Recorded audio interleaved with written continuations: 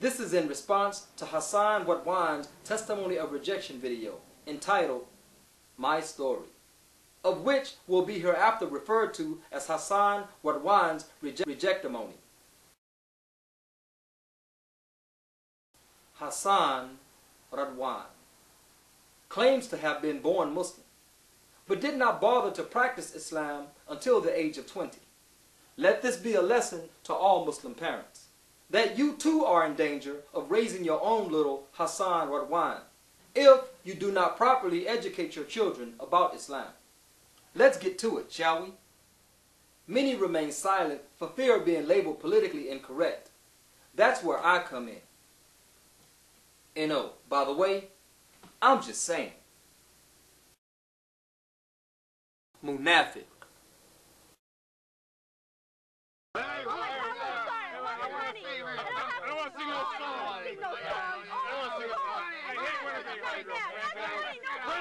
Correct.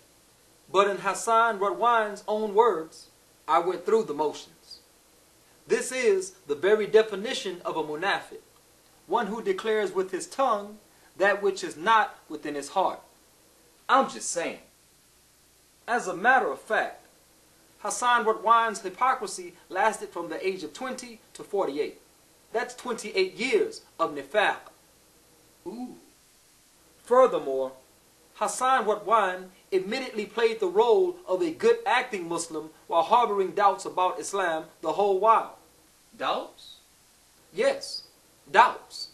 Allah subhanahu wa ta'ala says in Surah Al-Hujurat, ayat 15, إِنَّمَا الْمُؤْمِنُونَ الَّذِينَ آمِنُوا بِاللَّهِ وَرَسُولِهِ ثُمَّ لَمْ يَرْتَبُوا. I'm just saying. Islam is submission, first in concept, then in actions. Hassan Radwan never passed first base in regards to becoming a true believer, and therefore never Islamically touched home. You get it? Touched home? I was just working that baseball angle. I'm just saying. Adu al-Islam. The greatest proof of Hassan Radwan's enmity for Islam is that he advocates a reinterpretation of Quran and a reformation of Islam. This is the very same cry and call of every other enemy of our deen. Why should Hassan Radwan be viewed any differently? Allah subhanahu wa ta'ala says in Surah Al-Ma'idah, ayah 3, Al-Yawma akmaltu lakum dinakum wa atmamtu alaykum ni'mati wa raditu lakumul Islam deena. Only a disbelieving enemy of Islam would call for a revision of perfection. I'm just saying. Insincere. Worst of rejectors are those that strive to come across as sincere. To make his point, Hassan Radwan mentions some of his material works, title positions, and academic accomplishments during his 28-year Tour d'Islam. That's French. All this to build credit amongst his viewers that he did give Islam a sincere try. But no sincere believer will fall for such feeble plots. This tactic by Islam's enemies is in no way a new one.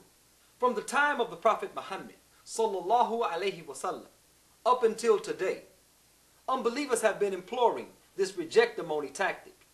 Allah subhanahu wa ta'ala says in Surah Ali Imran, ayat 72, وَقَالَتْ طَائِفَاتٌ مِّنْ أَهْلِ الْكِتَابِ آمنوا بالذي أنزل على الذين آمنوا وجه النهار واكفروا آخرة لعلهم يرجعون. I'm just saying. Hassan Radwan admits that his doubts centered around matters such as gender inequalities, wife beating, etc. But subjects such as these are easily answered by anyone of knowledge. I'm amazed that he did not bother to ask for clarity while he was studying for his supposed BA. That's if I were to believe that he is really sincere. Oh, my bad. For a second, I had forgotten that he was really insincere. My final proof that Hassan Radwan is insincere is that he returned to the very same kufr that he supposedly left at the age of 20.